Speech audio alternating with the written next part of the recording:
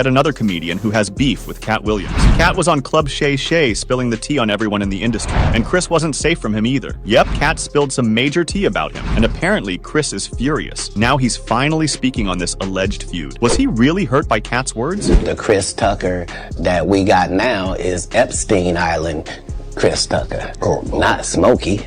So there was this major tea spill on Shannon Sharpe's podcast, Club Shay Shay, when Katt Williams went all out on Chris Tucker. Katt wasn't a real stand-up comic, just a movie star who dabbled in comedy on the side. If I didn't know no better, I'd tell you he's the greatest. I don't care what you say.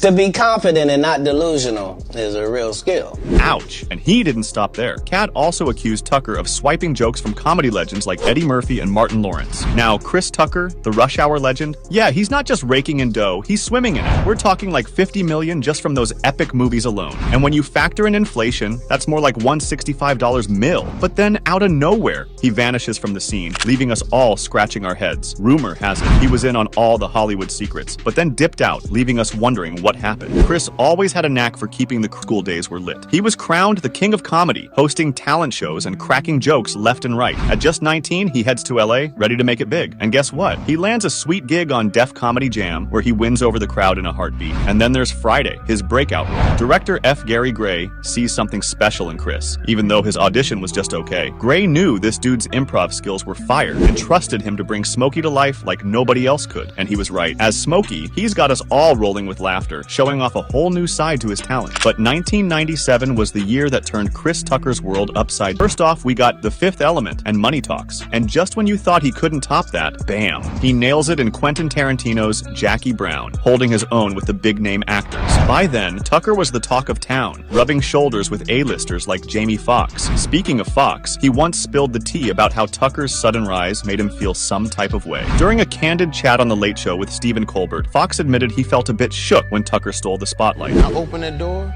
It was a skinny little black dude with a tank top on that didn't fit. It was Chris Tucker.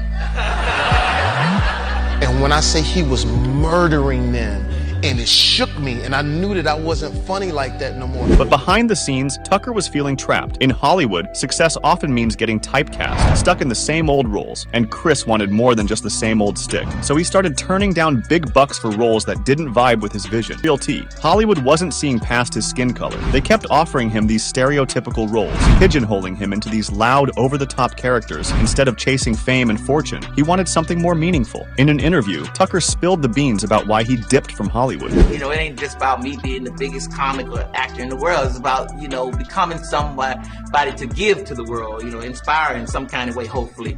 I knew I didn't want to just make a whole bunch of money making movies that don't really mean anything. I knew it wouldn't make me happy, he told GQ. It got to a point that I wanted to only do special roles, and those things weren't coming to me, and I couldn't find them. And I said, well, let me travel a little bit, live a little bit, instead of waiting on those things. Hollywood's all about keeping people in line, but Tucker wasn't having it. He wanted to be his own boss, not some puppet on a string. So now with Katt bringing the attention back to Chris, we wonder how he's feeling. As for any beef with Katt, nah, not on Tucker's menu. But Tucker wasn't about to stay silent forever. He finally broke his silence to The Daily Show, and his response was nothing short of chill vibes. I have nothing but love for Katt Williams. He's a talented and funny guy, and I admire his courage and honesty. He has his own style and perspective, and I respect that. He's entitled to his opinion, and I'm not going to argue with him or try to change his mind. I'm just going to keep doing what I love, which is making people laugh and entertaining them with my movies. When it came to the joke-stealing accusations, Tucker brushed him off. I don't steal jokes. I get inspired by other comedians, just like they get inspired by me. It's a mutual admiration society. I grew up watching Eddie Murphy and Martin Lawrence, and they taught me a lot about comedy and acting. I always pay homage to them and acknowledge their impact on my career. And he doesn't want any beef. He said, I don't want any beef with Katt Williams. He's my brother in comedy, and I wish him all the best.